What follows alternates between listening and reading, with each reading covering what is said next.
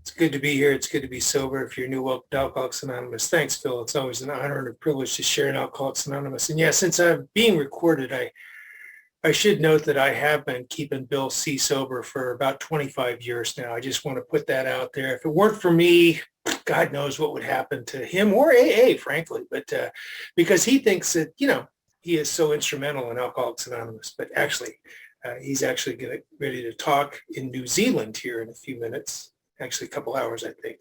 I like the guy a lot. We do travel a lot together.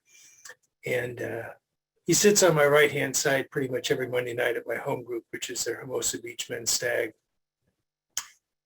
My sobriety date is July 27th, 1996. So I recently celebrated 25 years of sobriety. That's my first day of sobriety. I've been consecutively sober since then, and that wasn't the plan. It wasn't by design. I've come to learn that from the guys that I've sponsored, that's probably not the norm. Most people are in and out a little bit. I didn't. I had my butt whooped pretty good when I got here, and I actually really kind of hit bottom really about 100 days sober. What happened to me was I got popped for a DUI. I came into Alcoholics Anonymous. I'm 37 years old, and I immediately noticed that you guys were telling my story. The facts and circumstances were different, but it was my story. You talked about this allergic reaction that you had with alcohol that I never heard that before. I never heard about that unquenchable thirst that we get when we drink, and I identified with that. But you told me that wasn't the main problem. You told me that the main problem was my thinking. My thinking mind, that if it was just the alcohol, I would just go Nancy Reagan and say no, and everything would be fine. And it's not fine. In fact, I came at Alcoholics Anonymous and I stopped drinking because I realized, I'm powerless over alcohol. I'm not quite sure my life is unmanageable. I'm not really buying into that when I first got here, but I'm powerless over alcohol. I got to stop drinking. I'm going to get in trouble. I've been getting in trouble. I was in the Army for 13 and a half years. I've been in jail 5 different countries, not including the United States, Canada, or Mexico, because those don't count. Those are like bonus countries. It's not that every time I drank, I was in jail, but every time I was in jail, I'd been drinking. And I got to stop drinking. So I come into AA and people are telling me things that are really good advice, like don't drink and go to meetings. Meetings. Meeting makers make it 90 meetings in 90 days, all of which is good practical advice. And it has a lot to do with the activity and the fellowship of Alcoholics Anonymous, but it doesn't have anything to do with the program or the action in AA. But I don't know that, and so I'm not drinking. And there are other people that are telling me that don't leave before the miracle. So I'm hunkered down. I'm waiting for the miracle. The miracle is not happening. You guys are talking about being restored to sanity. I feel like I am going nuts. I'm a jackass at home. I'm a jackass at work. I'm a jackass at meetings. I come into meetings and the old timers are looking at me and they're going, Lamb, just sit in the corner. And for God's sakes, don't talk to any newcomers because they still have hope. I mean, it was really bad. It was really a bleak, dark time for me. I felt like I was hearing a lot of white noise. I really wanted to drink badly, but I know I can't drink. And like I said, I'm about 100 days stark raving sober. There are people that are talking about the steps, which were read tonight. They're talking about the program, which is the steps. They're talking about the book, which is where you find them. They're talking about a God or a higher power, which is the point of the exercise. And they're talking about a sponsor, which is just simply a guide that takes you through the process.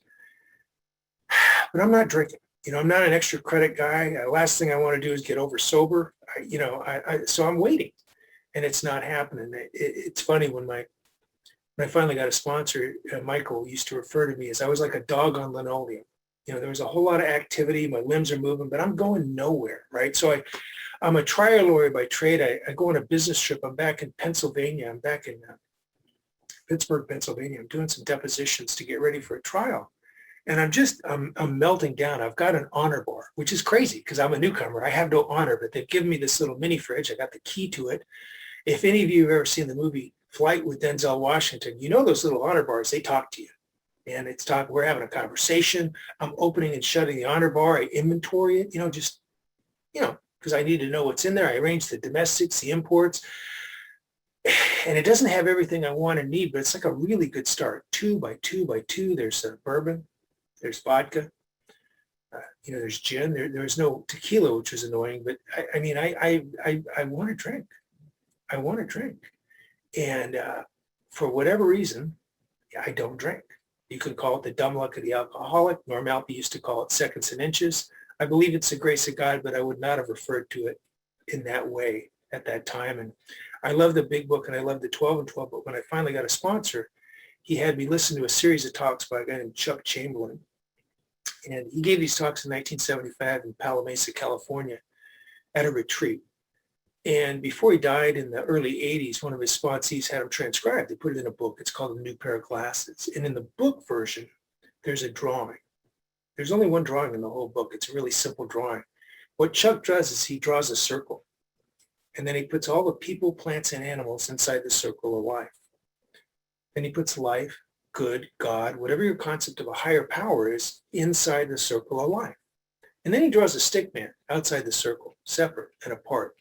And what keeps that stick man, which is Chuck, and it's me, and because it's 8 o'clock on the East Coast, I'm not judging, but I'm assuming it's you, outside that circle is a thin line that Chuck identifies as ego or conscious separation from God. The 11th step talks about conscious contact. I've got conscious separation. 12 and 12 refers to it as anxious apartness. It's the grand illusion, the prime delusion of every alcoholic I've ever worked with. It is not true. It is not real. But I can't see that. It's actually physically and spiritually impossible for there to be lamb outside the entire circle of life. I'm inside the circle. You're inside the circle. We're all inside the circle. And the better reality is there's not an edge to the circle. But I haven't had the psychic change, the transformative experience. I haven't had my personality reoriented. I haven't had a spiritual awakening, a spiritual experience, whatever you want to call it that we talk about in step 12. I haven't had that because I haven't done the steps. But I don't drink. And I fly home. I get up the next morning and I had time to think on the flight. And because I'm a newcomer, I've developed a newcomer plan. Now, if you're new, I guarantee you've got a newcomer plan. We all have newcomer plans. And my experience with newcomer plans is the newcomer that develops the newcomer plan thinks it's brilliant. I thought mine was brilliant. My experience is that these newcomer plans are all shrouded in a cloud of stupidity that the creator of the plan cannot possibly comprehend. So my suggestion is that if you've got a newcomer plan, that you tell somebody with a little time after they stop laughing. Hopefully they'll explain to you that it's not such a good idea and they'll maybe dissuade you from executing your newcomer plan. But my newcomer plan was, I was in the Army for 13 and a half years and I'd gone through airborne school, I'd gone through Ranger school, I'd gone through selection and assessment. I served as a Green Beret for a while. I had a TSSCI clearance. They picked me up, sent me to law school. I became a lawyer in the Army under the funded legal education program. When I got out in 1993, I was a JAG. And I was working in the Pentagon, and I was the intelligence oversight advisor for the United States Army, which should concern you. And when I got out, I came out and I started working for a private international law firm. And I'm like, I don't know, I was in 96, so it was another 3 years before I got sober. And this is the fall of 96, so I come in at 37. I'm 38 years old by now, and I got a newcomer plan. My plan is I acquired some things when I was in the Army. I had some weapons and some demolition, and I had 13 passports. They've got my photograph, different names from different countries, and I didn't turn it in 1993 when I got out. And I didn't really think of it as stealing at the time. I mean, I hadn't read the book yet. This whole thing about rigorous honesty was, and I'm a lawyer. I'm not that worried about that kind of concept. And I didn't think of it as stealing. I just thought, this might come in handy one day, and today's the day. Because my newcomer plan is I'm going to take my blue passport, the one that every citizen has, that has my photograph and my name on it. I'm going to leave the country. I'm going to fly up to British Columbia. When I get to British Columbia, I'm going to start flipping passports and identities. I'll head east, maybe go to Europe for a week or two. I'll come back to British Columbia, and then my newcomer plan is I'm going to head down to Costa Rica. I've got some former Army associates of mine that are doing some interesting marketing and distribution down in Costa Rica. This is my newcomer plan. Now, I got a wife and a daughter, but this is a career move, so I don't really consult with them about this. But I cannot execute my seemingly brilliant plan because the 13 passports that I should have turned in 1993, they're all current. They haven't expired, but I haven't paid attention to my regular passport. It's expired. Now, here's the pathetic thing about this. Been to college. The Army sent me to law school. They sent me to get an LLM, a Master of Laws, right next to the University of Virginia. I'm licensed to practice before the Supreme Court of the United States of America. But that particular fall morning of 1996, I did not have the synaptic capacity in my brain to realize I didn't need a passport. This is pre 9/11. I could have flown up to British Columbia on my driver's license. I didn't even need, but I can't even comprehend that, So I don't know what to do. And I went to a meeting and I met a guy named Jim who, without my permission, became my grant sponsor. And I made the mistake of mentioning to Jim that I thought it was time that I should interview for a sponsor. Now, that's going to sound odd to you if you've been around a while, but in my mind, because I'm new, what I'd heard people say is, find someone that has what you want. Well, I got a complex set of social issues here. Obviously, not anybody can sponsor this, right? So I should be able to interview the person because I alone really have the ability to choose who's right for me. Another delusion. Jim looked at me and he just said, "You are pathetic." And he took me outside and he introduced me to a guy named Michael. He said, "Michael, Steve, Michael, sponsor, sponsee, go with God." And he walked away laughing. And I thought, this is not funny. It's not even slightly amusing, but Michael's excited because he's just been delivered a new fish. So he reaches in his pocket, he gets out a piece of paper and a pen, he writes his name and address and phone number on it, and tells me to show up at his house Monday night, 6:30. And he wants me to read the first chapter of the 12 and 12, which is the first step, and then read from the very beginning of the book through the doctor's opinion and highlight what I agree with or disagree with. If you've got any questions, go ahead and write in the book. It's my book, and we'll talk about it, once we meet on Monday at 6:30. Okay, so I do this, and I show up at his house, and he tells me a little bit about himself. I tell him a little bit about myself to include my newcomer plan. He kind of chuckles, and we had some conversations about drinking, and just to give you an idea what it was like, towards this is how drinking manifests to me. This is one example. I'm the kind of alcoholic, my wife will send me out to get milk. It is really not a complicated task. There's like 3 or 4 subparts to it. You gotta leave the house.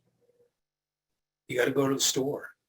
You gotta buy the milk, and then you gotta come home with the milk. And I am pretty good at the first 2 or 3, but the whole coming home with the milk, not so much. I run into guys like Phil or somebody like definitely John, not maybe John, but definitely John, who's on the screen here. And we start talking and they say to me something rather innocuous, like, "Would you like to have a beer?"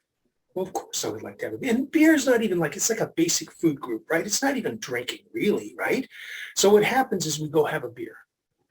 But because I have that allergic reaction to alcohol, it doesn't quench my thirst. I get thirstier. So I'm drinking more and more beer, but that's not sufficient to me. I don't understand the concept of enough. I want more, and I want to get there. I don't even know where there is. I just want to get there now, so I need an accelerant. I like tequila.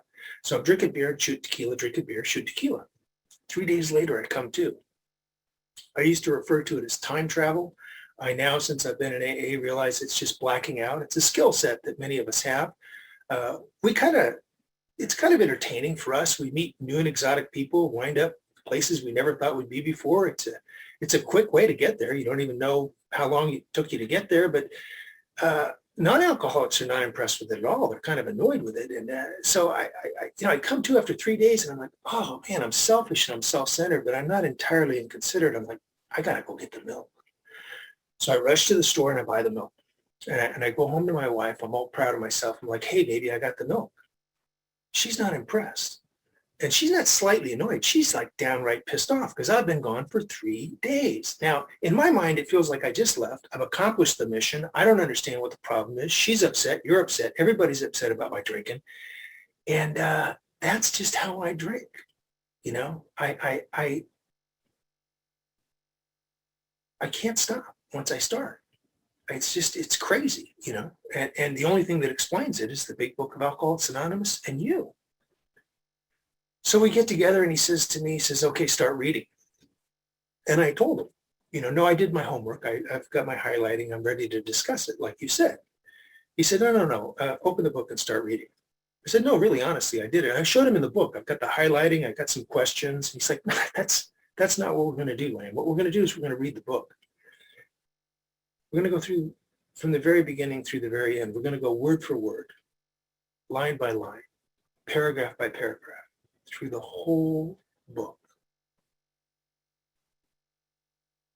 And I remember thinking, oh my God, this is pathetic. Again, because I'm judgmental. I got a delusion thing going on. I'm thinking, man, this is a level of lameness that I never thought was possible. You've completely exceeded my expectations. And I jumped to the conclusion that my sponsor must be an idiot. He probably can't even read. I know he's coming up on 5 years sober, but he can't. But, I've been beaten in a state of reasonableness. I've been crushed by the weight of my own alcoholism, and I got nothing. So I figure, you know what, I'll read to him. I might help him. I mean, he might be struggling with his sobriety, whatever, right? I found out later, my sponsor's got a master's degree in nuclear engineering. He was the chief technology officer for one of the largest gaming companies in the world. He's younger than me and has been retired for quite some time. He's doing fine. He is not stupid. But for a long time, I thought the guy was an idiot. So I'm reading with the guy, right? And if you knew what happened is we read the book. And when we got to a prayer, we said the prayer. And when we got to a step, we worked the step. And it saved my life. And I never thought it would work. Never thought it would work. And if you're new and you're thinking it won't work, I'm not trying to be mean or cruel, but we don't really care what you think. We're assuming your thinking is screwed up. And, the book tells us on page 23, the main problem of the alcoholic center is in the mind. It's up here, and when we've been here for a while, we realize it's the thinking problem. It's the thinking. I start thinking and I wind up drinking. But the interesting thing about Alcoholics Anonymous is even though we all agree we've got a thinking problem, we don't get together and go, okay, here's the deal. We've got a thinking problem. Let's think our way out of this jackpot. No, what we do is we take a bunch of actions that we call the steps that we don't agree with or believe in. We think they're stupid. They have nothing to do with our complex set of social issues. And what happens is it changes the way we think. It's actually quite remarkable. And I've never met anybody that's come into AA and listened to the steps being read or seen them, on the posters or up on the wall and gone, oh, thank God, I've been waiting my whole life for this, Annette, will you take me through these 12 golden steps of recovery so that I can find, develop, and maintain a conscious contact with a God of my understanding so that I can live and move and have my being in the world without drinking alcohol or doing any of the party favors that some of us apparently like to do. No, we don't do that. We look at it like, really? This is stupid. Is there like a door number 2? Is there an option B? Really? That's it? That's what you got? The steps? And like I said, I'm a lawyer. I'm not stupid. I look at 4 and 5. That's confession. That's evidence. No way. No way. Not doing. And by the way, if you're new, that's not the bad part. The bad part is 8 and 9. And again, I'm not stupid. I know that it's their money. But some of them don't even know I've got it. And how is me giving them their money going to help me get sober? I mean, I come in here, I get sober. I need money. I need the money step. And then you tell me in the book, it's the spiritual always precedes the material. Woo, woo, woo. I mean, this is ridiculous. It makes no sense until you do it. Makes no sense looking forward. Only makes sense looking backward. And I don't know why that is, but I know how that is. I know how it works. I just don't know why it works.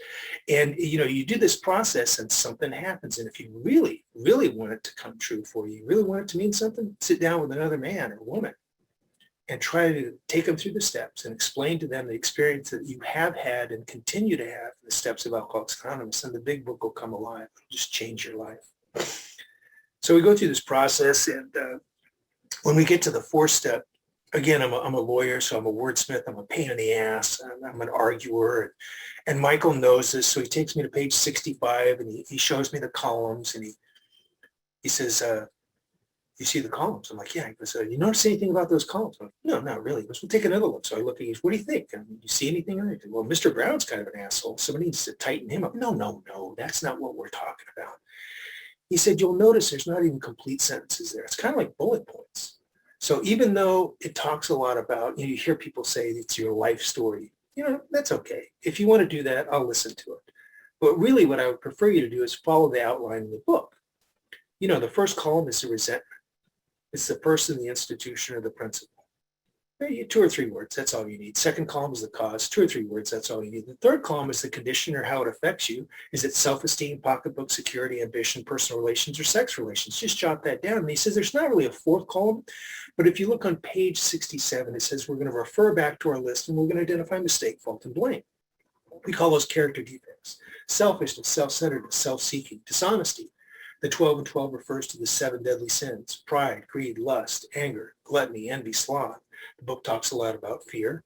And then it says on page 67, it's sometimes referred to as the prayer to the sick man. Where am I unwilling to forgive this person? Where am I unwilling to ask God to help me show this person patience, pity, and tolerance? That's it. And then he said in the fear inventory, he gave me the instructions on that, and sexual misconduct. He turned me loose. He said it should take me a couple weeks. It took me about 5 or 6 weeks, 2 or 3 weeks to think about it and 2 or 3 weeks to do it. Because like the book says, it's simple but not easy. The simple part is the black part, the written part, the instructions. The not easy part is my ego, which tries to separate me from you and from God. The latter is impossible. And the former is possible, but not very comfortable. That's why the first word in the first step is we. So we go through this process. I got this inventory. I show up at his house. And even though we share in a general way, if you're new, I'm going to tell you the first person on my inventory, just so you understand how simple this can be. Now, I will tell you, I'm not an authority in Alcoholics Anonymous. I wasn't appointed. I wasn't anointed. I'm just the person that Phil asked to share tonight. You're here to have your experience, not mine or not your sponsors. AA is experiential, and this is how I got my experience. So this is just what I did. It doesn't mean this is what you need to do. So the first person on my inventory, first word, first column, 2 words, my father. Second column, 2 words, the cause, deserted me.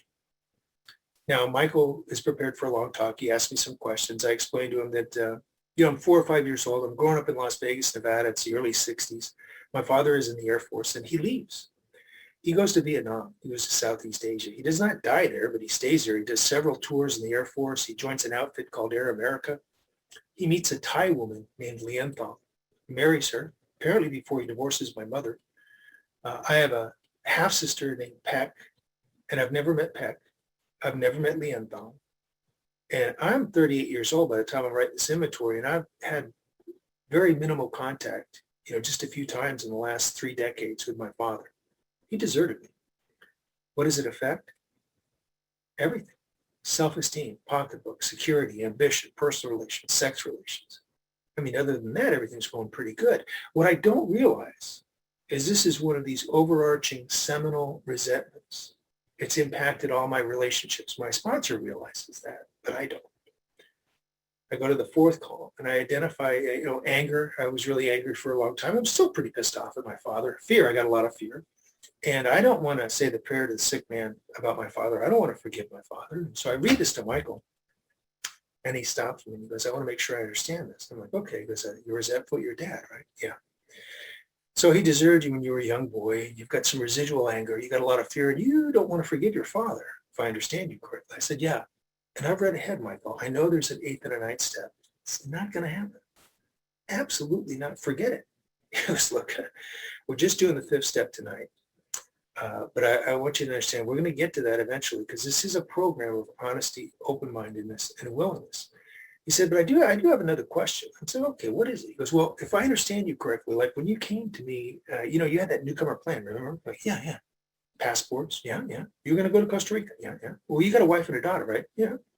Well, you didn't say that you were not going to do anything like this. You didn't say you were going to desert. You didn't use the word that you were going to desert them. But really, is there a functional difference between what you were planning on doing and what your father actually did? Because you weren't taking them with you. My first thought was, this is not going the way I thought it was going to go at all. And I put my head down and I muttered something like, well, if you look at it that way. Now, if you're new, that's why in the 5th step, we admit to God, to ourselves, and to another human being the exact nature of our wrongs, because I can't see me for myself. I can't see that I have become my father. I can't see that. I need someone to hold a mirror up to me to reflect me back to me, and that's my sponsor. So, I'm not happy about this. I'm not happy about this at all. I know now it's a spiritual experience, and it's not like the white light kind of experience. And there, that happens to some of us, but those are actually pretty rare. My sponsor has referred to this as a black light spiritual experience. And what do I mean by that? If you've ever seen any of the crime movies, like somebody gets murdered, right? The detectives show up. The first thing that they do is they secure the scene. They put up the police tape, and then they call in the crime techs, the CSI people.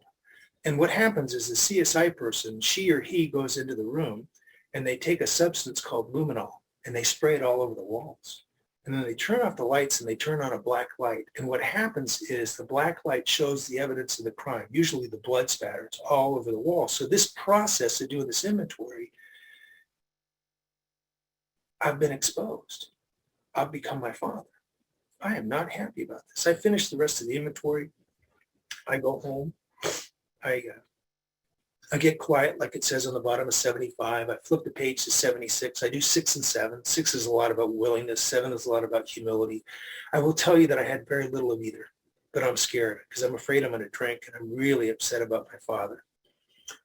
So I'm trying to get through this. I got to do this 8-step list, and really the 6 and 7, they mean a lot more to me now, but I got to tell you, it really was kind of a superficial pass that I did of these. I said the prayer, I just moving on. I look on page 76, I got to do this 8-step list, and it says, we have a list of the persons that we've harmed and to whom we're willing to make amends.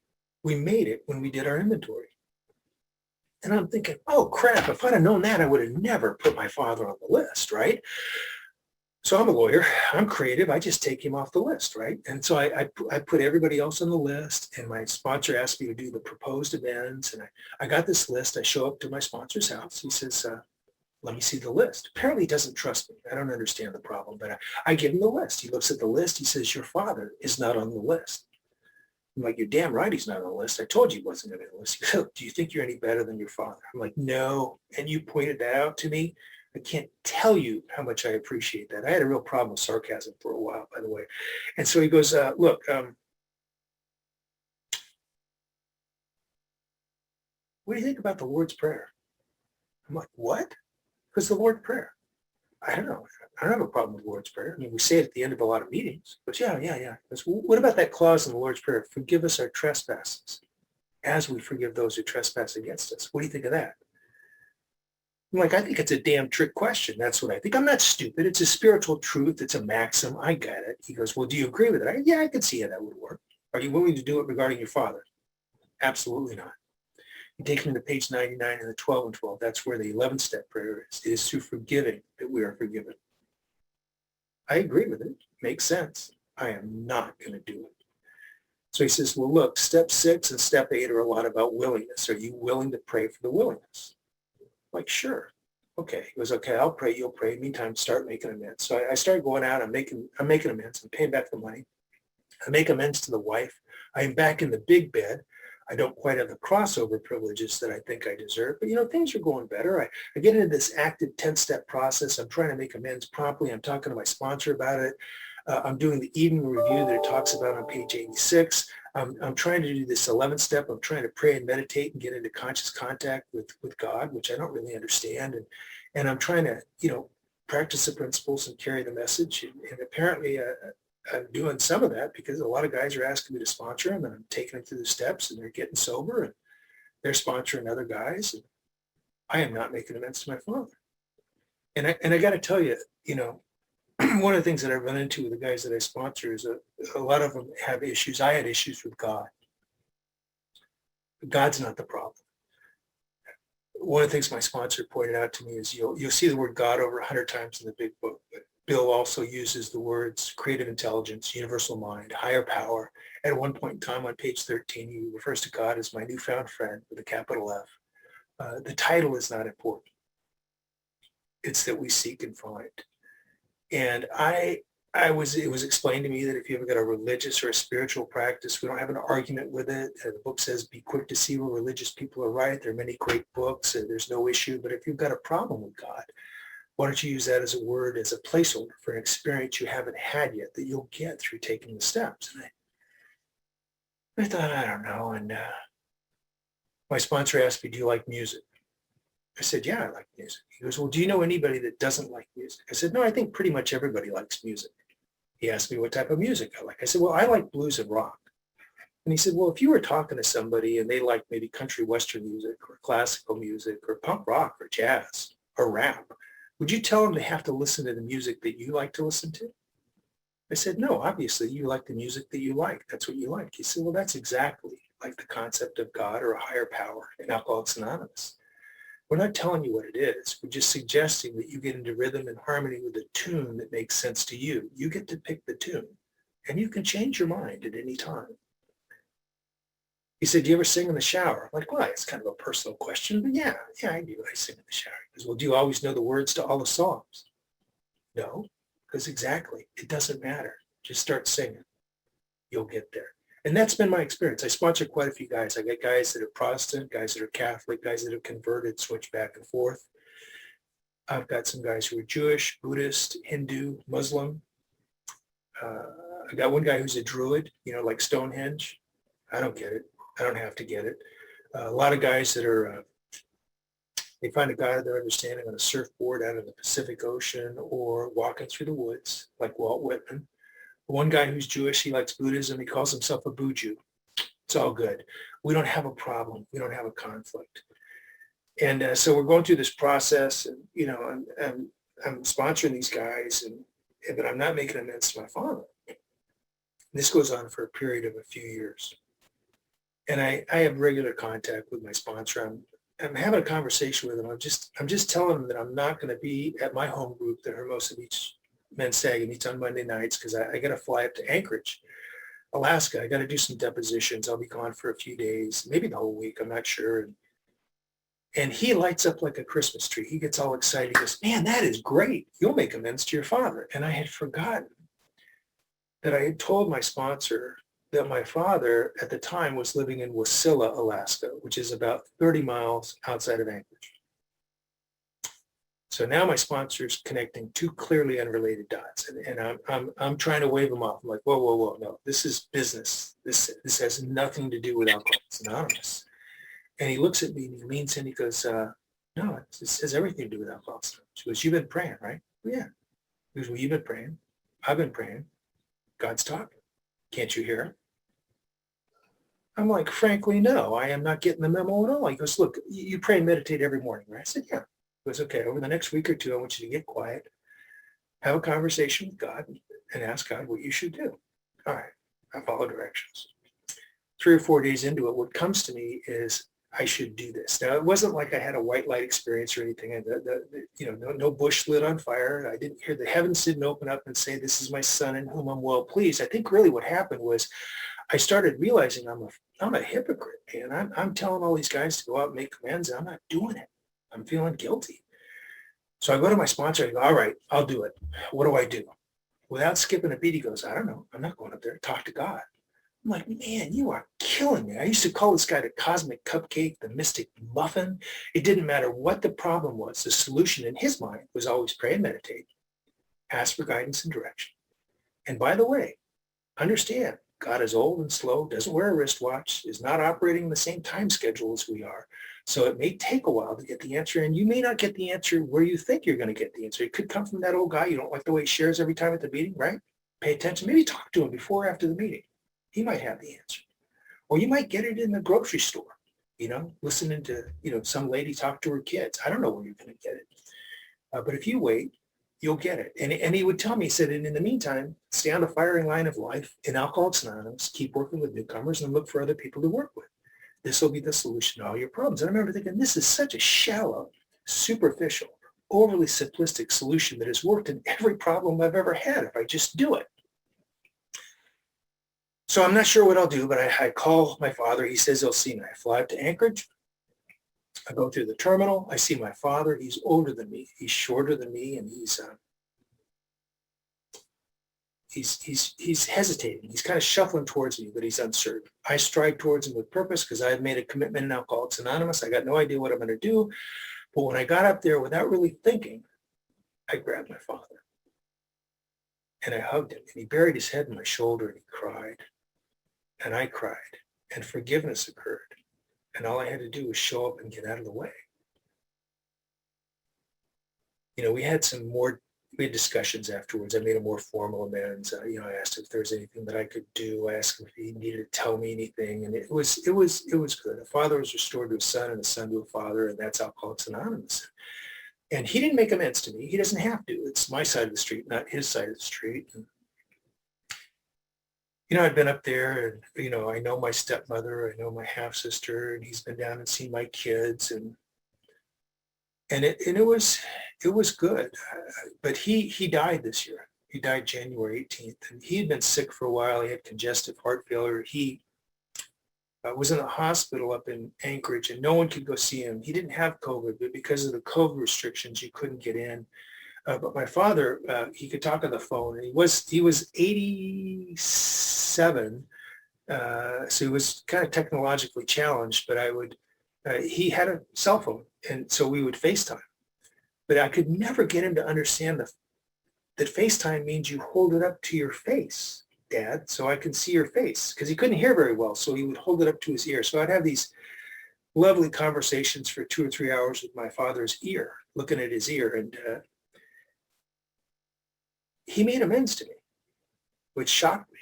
Again, it's not required, but it was a beautiful thing. And now if I had sponsored him, it was a weak amends as far as AA goes. I'm just saying, but this was my father, and it was perfect, and before he died, he said he loved me, and I said I loved him, and I meant it.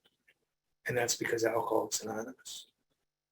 A guy named Alexander Pope one time said that to err is human. We all do it. To forgive is divine. And what he's talking about there is that this forgiveness is critical. I mean, we talk a lot about acceptance, but acceptance only gets you about halfway there. I can still accept you, but not forgive you. I can still have that underlying resentment. Forgiveness is the only solution. And if it's a minor transgression, I got no problem. I can forgive you. But like something like my father, I need divine help. And what happens is I pray and meditate. I ask God for guidance and direction. And every single time he sends me to you and you to me. Apparently that's how he works. And it's always sufficient unto my needs.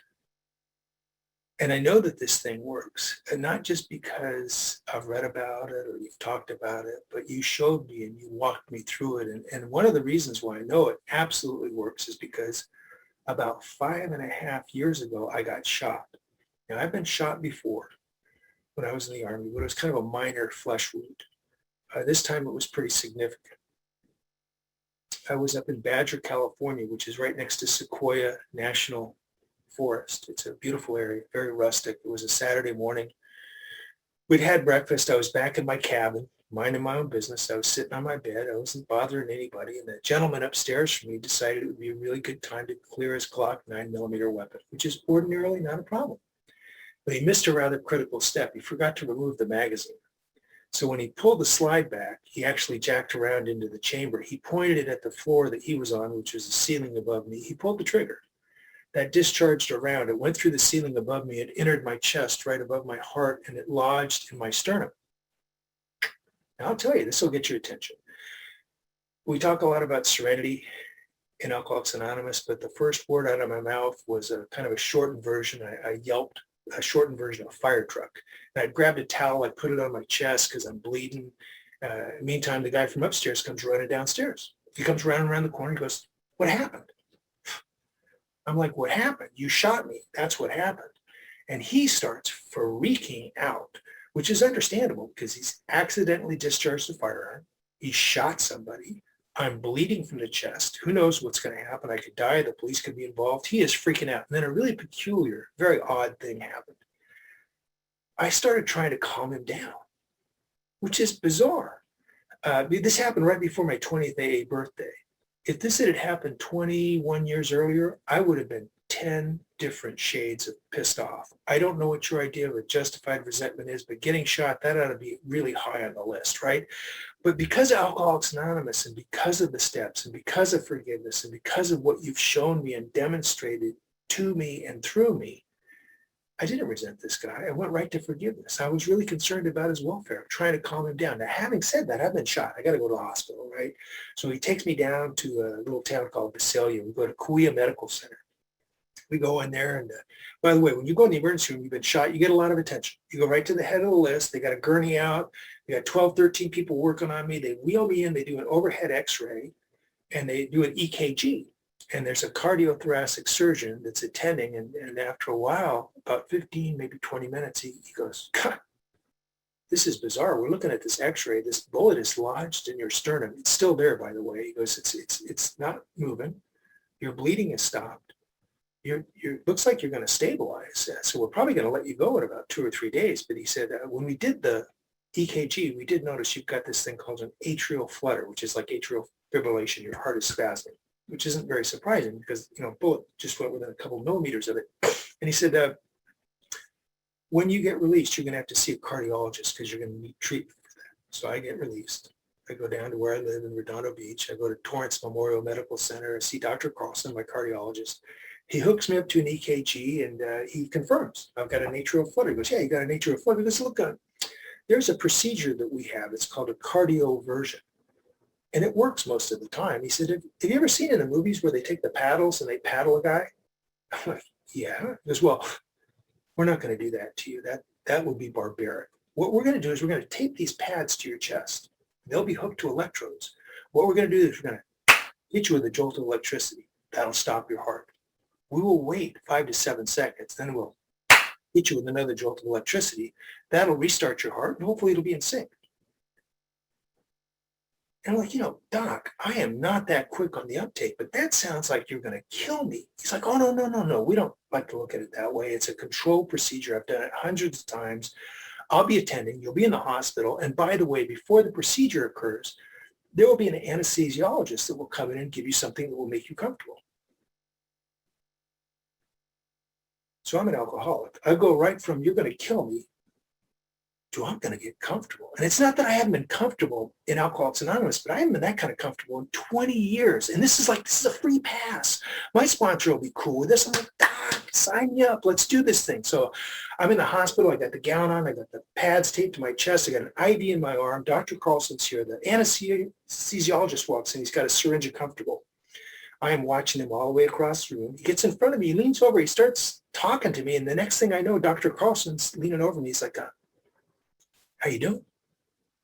I'm like, I'm good, Doc. He goes, well, how do you feel? I feel fine. I'm ready. Let's do the procedure. He's like, oh, no. We did the procedure. The procedure's over. It looks like it went okay. We're done. And I'm like hell, where's the guy who's going to give me the something to make me comfortable? This is bullshit. You told me I am arguing with my cardiologist about general anesthesia. And the newcomers, the young guys won't understand this, but the older people will understand that in the old days, when they would give you general anesthesia, they would tell you to count back from 100. And you would go 100, 99, 98. We love 99 and 98. The problem today is they have, they would call it good dope. We would call it bad dope. They have this stuff called propofol, which is what they gave Michael Jackson. They just gave me the correct dose. The problem with propofol is you're here and then you're here. There's no there. There's no 99. Very disappointing. But the other point about the story is, in addition to the forgiveness, is if you're new, hopefully you'll read the big book. You'll eventually get into the 12 and 12. And if you get into the 12 and 12, in the 10th chapter, there's a discussion about the various forms of inventory that we do. But there's also some commentary about how a lot of us, we like to take an annual or biannual retreat, and get away from the clamors of the world, maybe have somebody that's in AA give us some guidance or direction regarding the steps or spirituality. Sometimes you go to a professional God person, but the point is it's a safe, serene, secure environment. I got shot on an AA retreat. But that's not the half of it. I was leading the retreat. I'd given a talk the night before on unity, which I thought was rather compelling, but apparently that guy was not paying attention. I got shot Saturday morning. That evening, I was scheduled to give a talk on acceptance and forgiveness. Yeah. But here's the best part. The guy that shot me, I sponsor him.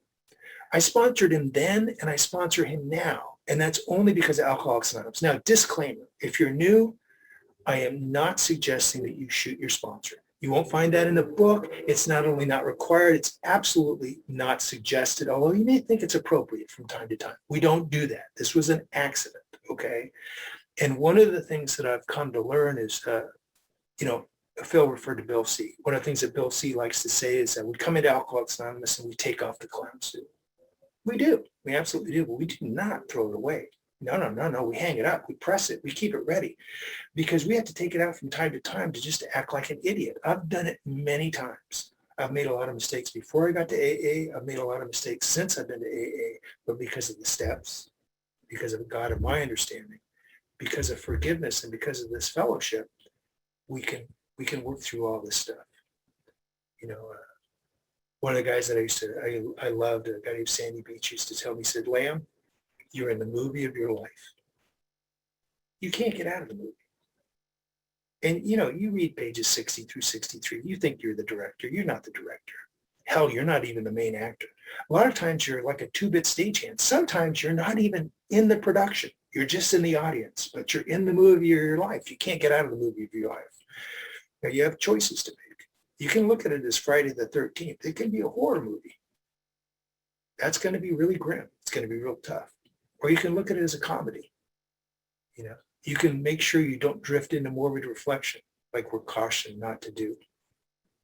And if you do that, we're pretty entertaining. I mean, if you're new, it's not funny when you get here. I mean, when I was new, it was bleak, it was ugly. After a while, it's rather entertaining. We are weird. We're really weird. And the stuff that we think of as normal is just absolutely bizarre. Absolutely bizarre. I mean, it's incomprehensible, really, that we're sober. And sometimes we lose sight of the fact that if we got what we deserved, we probably wouldn't be here. We probably wouldn't be here. I know that I have from time to time complained to my sponsor about various things. And he has told me repeatedly, I remember the first time he told me this, he said, there's good news and bad news. Like, okay, what's the bad news? Because the bad news is it never ends. It never ends. Like, oh God, what's the good news, Michael? I said, well, the good news is the same as the bad news. It never ends. So there's always something to do, and there's always somebody to do it with. And if you're new and you don't have a sponsor, I hope you find that person soon, because you'll probably be helping that person more than you could imagine. When I was assigned Michael as a sponsor, for a long time I thought that Jim, my grand sponsor, was trying to help me. I've been around a while. I realized that's not what was going on. What happened was Jim saw me. He saw how messed up I was. I found out later that Michael was having some difficulty. He was having trouble at work with his relationship with his wife. He had sponsees that weren't participating, and he was struggling. So Jim saw me, saw how messed up I was, took me out, delivered me to Michael and said, here, play with this. This will keep you entertained for a while. Because that's what sponsees are. We're a divine distraction. We help us get each other out of self and into God. AA is we're like the island of misfit toys. Everybody's got damage. Everybody's broken. We're all being repaired, and none of us are working on ourselves. This is not a self-help program. We're working on each other. And it's through that we get well, or at least passively better as far as most of society views us. So thanks for having me here. I love you. Have a great night.